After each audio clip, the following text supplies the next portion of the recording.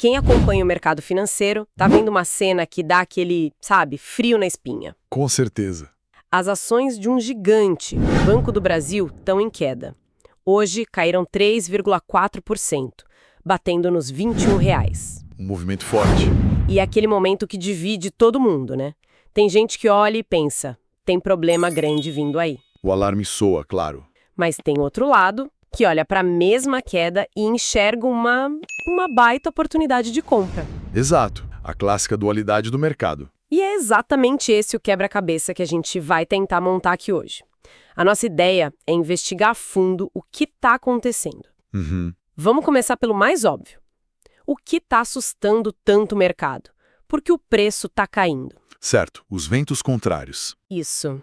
E depois a gente vira a chave e explora uma tese de investimento bem mais otimista que talvez mostre um valor que está sendo, assim, ignorado.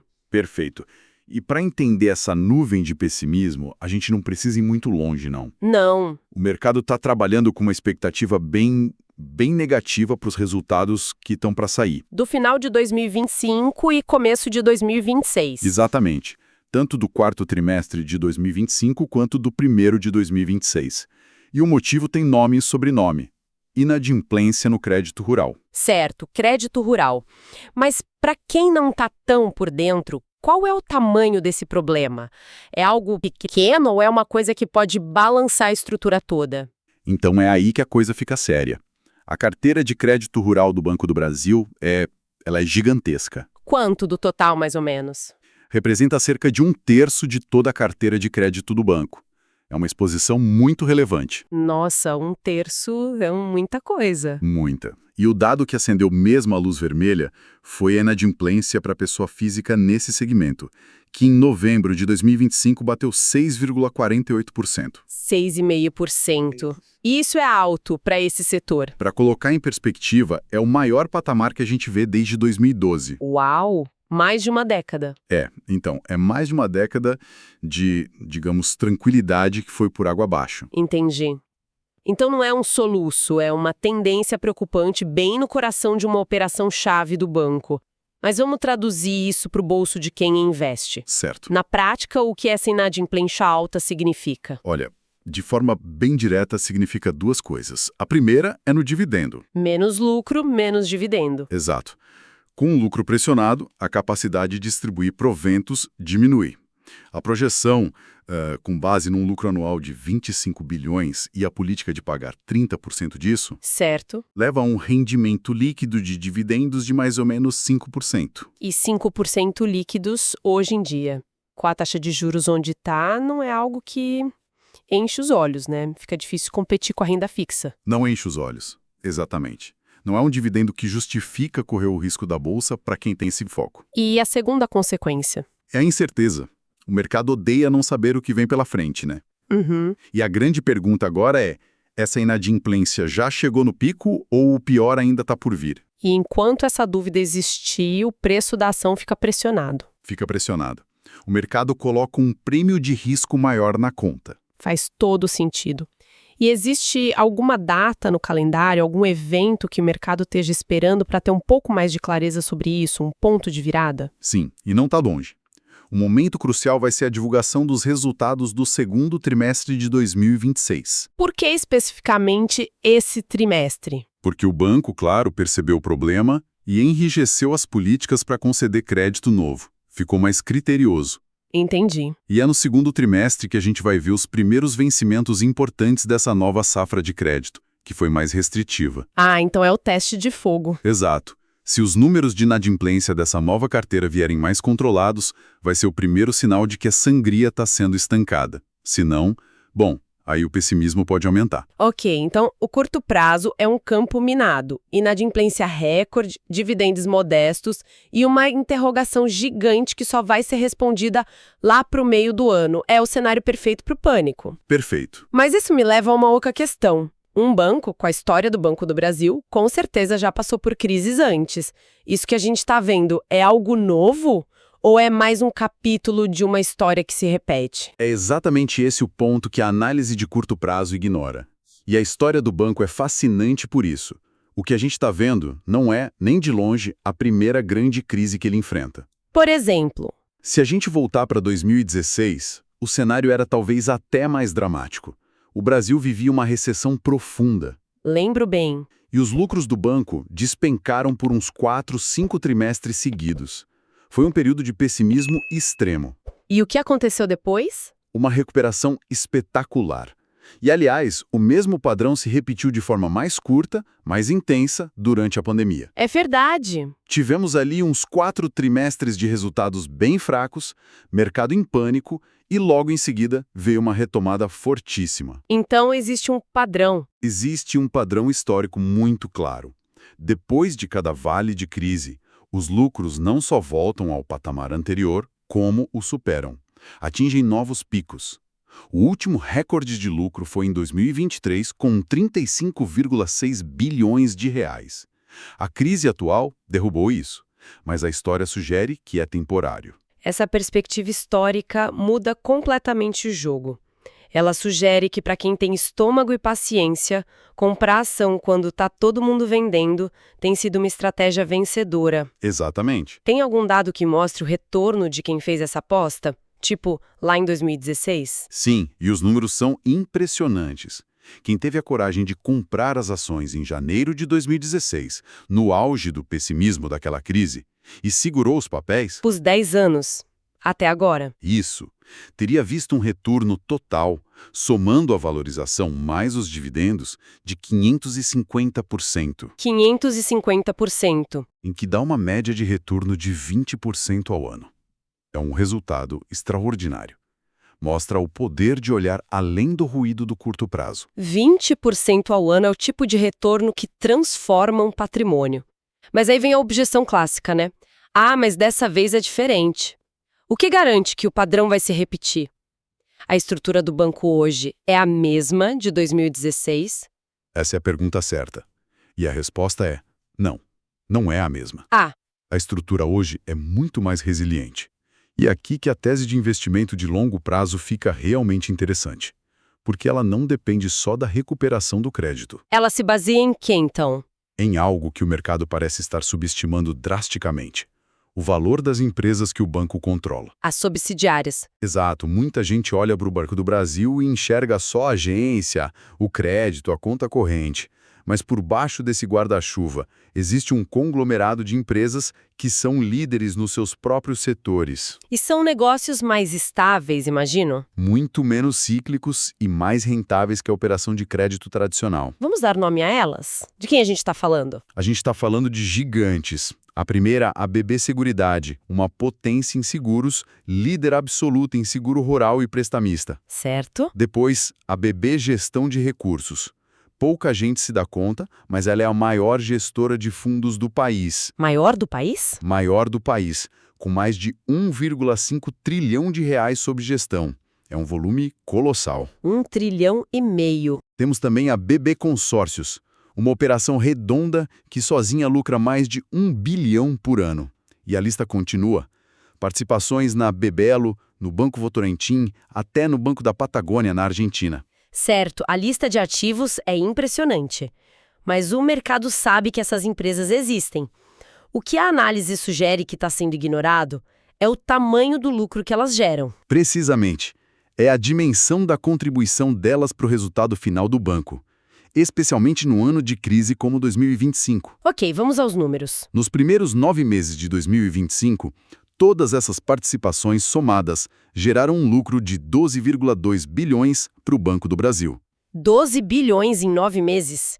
Então, projetando para o ano todo, a gente está falando de algo em torno de 16 bilhões, certo? Exatamente. 16,2 bilhões, para ser mais preciso. Agora, segura esse número. Ok. A expectativa do mercado para o lucro total do Banco do Brasil em 2025, incluindo a operação de crédito com problema, é de algo entre 18 e 19 bilhões de reais. Espere um pouco, deixa eu ver se entendi a matemática. Se o lucro total esperado é, digamos, 19 bilhões, Certo. e só as subsidiárias geraram 16,2 bilhões, isso significa que toda a operação bancária tradicional, agências, crédito, tudo isso está contribuindo com menos de 2 bilhões de reais? É exatamente essa conclusão chocante. A maior parte, a vasta maioria do lucro do banco no ano da crise veio desses negócios que não são o crédito. O motor principal do resultado mudou. Uau! Enquanto o mercado foca no incêndio que está acontecendo no crédito rural, ele parece não dar o devido valor para a fortaleza que são as outras operações, que estão segurando o resultado nas costas. Isso é muito contraintuitivo. A percepção geral é de banco é igual a crédito. Mas os números mostram outra realidade. Agora, como a gente traduz isso para o valor da ação? Como essa estrutura se conecta com o preço de R$ 21 que a gente está vendo na tela? É aí que entra a parte da avaliação. A gente pode fazer um exercício usando um modelo simples como o modelo de Gordon, que é ideal para calcular o valor de empresas maduras, boas pagadoras de dividendos, como são essas subsidiárias. Certo. E como seria esse exercício? E vamos fazer com premissas extremamente conservadoras, quase pessimistas, para testar a margem de segurança. Ok. Vamos assumir, primeiro, que dessas subsidiárias virão um fluxo de dividendos para o Banco do Brasil de 11 bilhões por ano.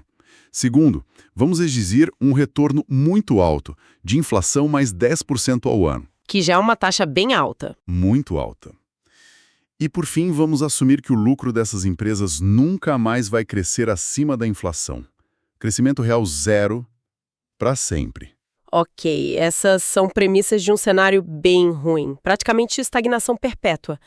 Qual o valor que esse modelo nos dá para subsidiárias, mesmo nessas condições? Mesmo com todo esse pessimismo embutido, o valor justo apenas dessas participações seria de 110 bilhões de reais. 110 bilhões? E o valor de mercado do Banco do Brasil inteiro na Bolsa hoje é de quanto mesmo? 121 bilhões. Nossa. A conclusão já começa a se desenhar aqui. Mas vamos melhorar só um pouco as premissas, sem exagerar. Em vez de crescimento real zero, vamos assumir um crescimento de inflação mais 2% ao ano. Que ainda é bem modesto. Muito abaixo da média histórica delas, que foi de 6% ao ano de crescimento real nos últimos 15 anos. Certo, um crescimento bem conservador.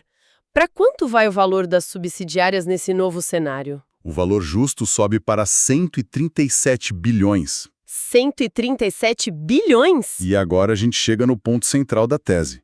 Se só subsidiárias valem 137 bilhões e o mercado está vendendo o banco inteiro por 121 bilhões, a conta é simples. A conta não fecha. A análise sugere que, ao comprar a ação hoje, uma pessoa está pagando por esses negócios excelentes e resilientes. E está levando toda a gigantesca operação bancária tradicional, com os problemas e o potencial de recuperação, praticamente de graça. Exatamente. Levando de graça. Essa é uma tese realmente poderosa, mas ela só quase boa demais para ser verdade. O que impede o mercado de enxergar isso? Não existe o risco de ficar preso no que chamam de armadilha de valor, onde o ativo está barato, mas nunca se valoriza? Esse é o risco, sem dúvida. A armadilha de valor é uma possibilidade real. A tese não é uma certeza, é uma probabilidade. E o que destravaria esse valor? 2 fatores. O primeiro é o tempo. À medida que as subsidiárias continuarem entregando resultados sólidos, trimestre após trimestre, essa discrepância de valor fica mais evidente. Certo. E o segundo fator é a própria recuperação do ciclo de crédito.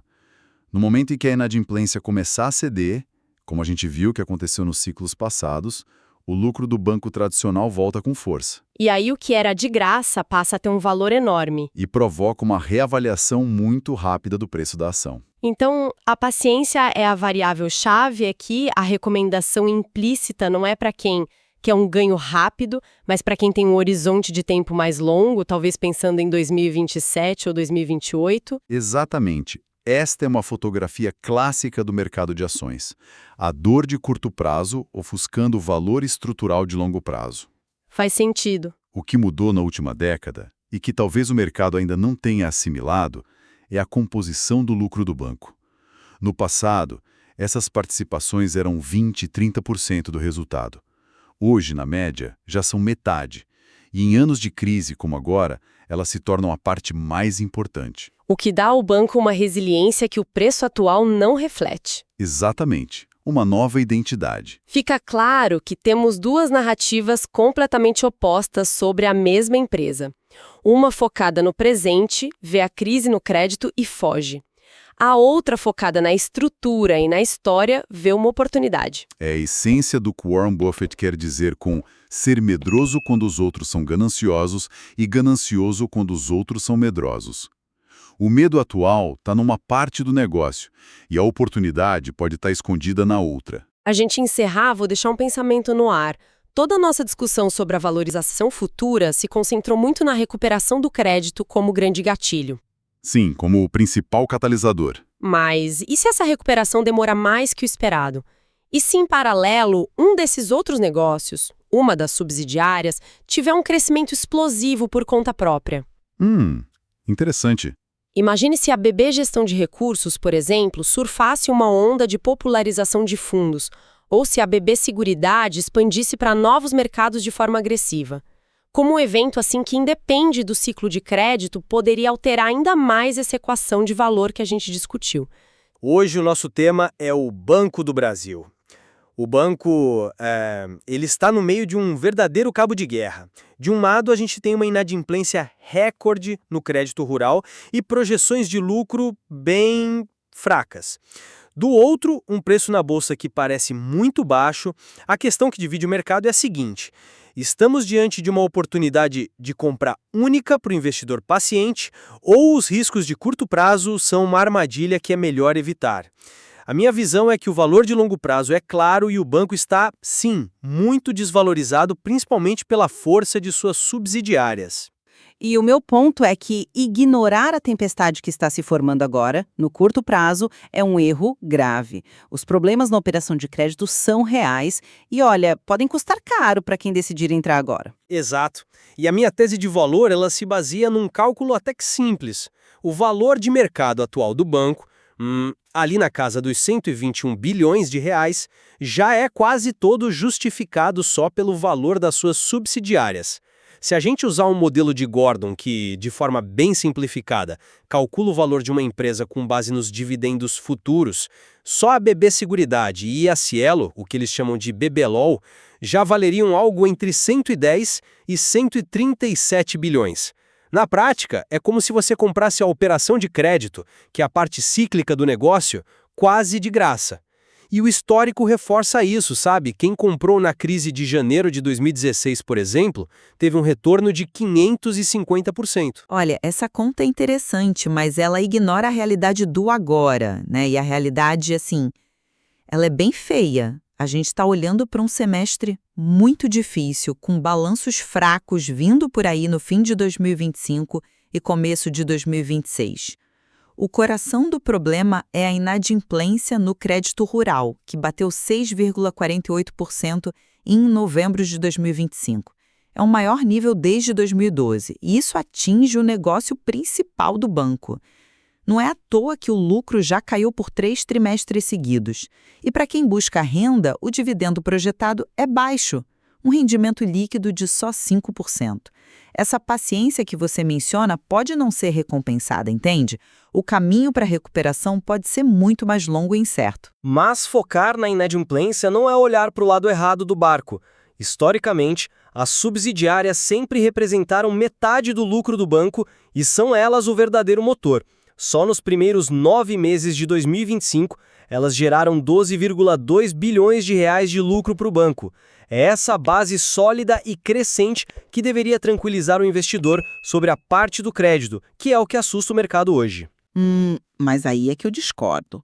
Focar só nas subsidiárias é como elogiar a pintura de um carro que está com o motor falhando.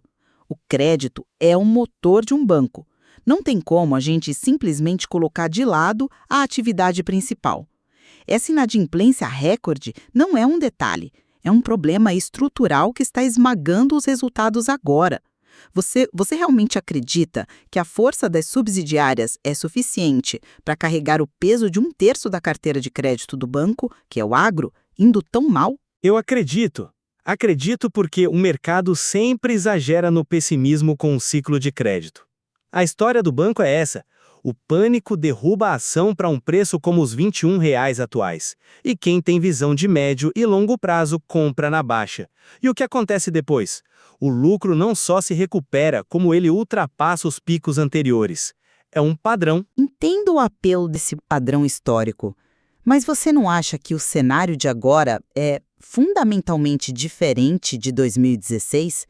A gente tem uma combinação perversa de juros ainda altos, com uma quebra no preço das commodities, afetando diretamente o setor agrícola. Os dados de agora não apontam para uma recuperação, mas para uma piora contínua. Confiar que o passado vai se repetir cegamente, ignorando um contexto macroeconômico tão adverso, não é mais especulação do que investimento. Para resumir a minha preocupação, por mais que a tese de valor da subsidiária seja elegante no papel, os riscos no mundo real são concretos e imediatos. A inadimplência sobe, o lucro cai e o caminho para a recuperação do crédito parece longo e cheio de obstáculos. O preço pode estar baixo, sim, mas talvez ele ainda possa cair mais antes de qualquer melhora. E, para fechar o meu raciocínio, o mercado está com uma miopia, focado demais na poeira do ciclo de crédito e ignorando o valor gigantesco e resiliente das subsidiárias. Para o investidor que consegue olhar lá para 2027 ou 2028, o preço atual não é um risco, é uma margem de segurança. É a chance de comprar um ativo de altíssima qualidade por um preço que basicamente desconsidera sua parte mais problemática. No fim, as duas perspectivas mostram aquele conflito clássico do mercado, né? A dor do curto prazo contra a promessa do longo prazo. A decisão de investir aqui depende de qual narrativa parece mais provável. A de que os problemas no crédito são um abalo sísmico que compromete a estrutura ou só uma turbulência passageira para um avião que continua muito sólido. Esse estudo não constitui nenhum serviço de análise ou recomendação. Este é um mercado de renda variável, bolsa de valores onde o risco é inerente. Toda e qualquer decisão é de cada investidor. Um abraço e até a próxima.